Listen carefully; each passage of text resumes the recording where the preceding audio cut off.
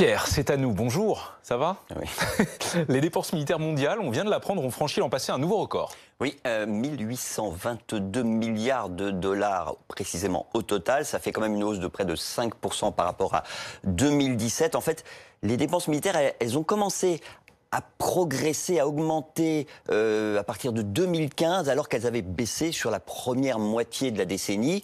Et ces 1822 milliards de dollars, eh bien, ils représentent plus de 2% du PIB mondial, c'est-à-dire de toutes les richesses produites par l'ensemble des nations, ce qui, en l'espèce, n'est pas un record. Il faut quand même le rappeler qu'au moment de la guerre froide, on était certaines années à plus de 6% du PIB mondial. Juste en même temps, pour que ça parle à tout le monde, c'est 1822 milliards de dollars, ça représente quoi? Ça représente 239 dollars par habitant, ça fait 215 €. Et si on regarde l'évolution par rapport à il y a 30 ans, eh bien, on est sur une hausse de 76%. Et alors, quels sont les pays qui dépensent le plus ?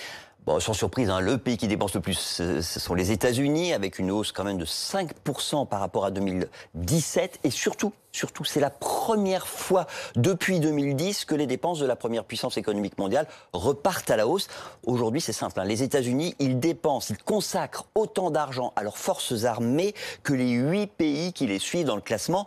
Et ce classement, d'ailleurs, il a évolué un petit peu l'année dernière, puisque la France, désormais, dépasse la Russie. On est passé donc au 5e rang mondial.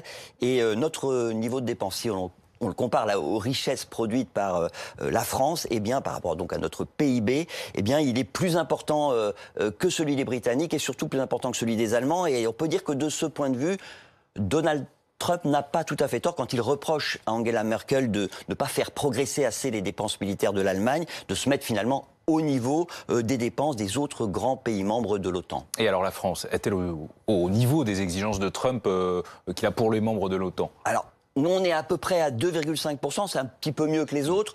Mais Trump, il exige que tout le monde passe à terme à 4%. Et là, franchement, c'est un effort qui est assez surhumain.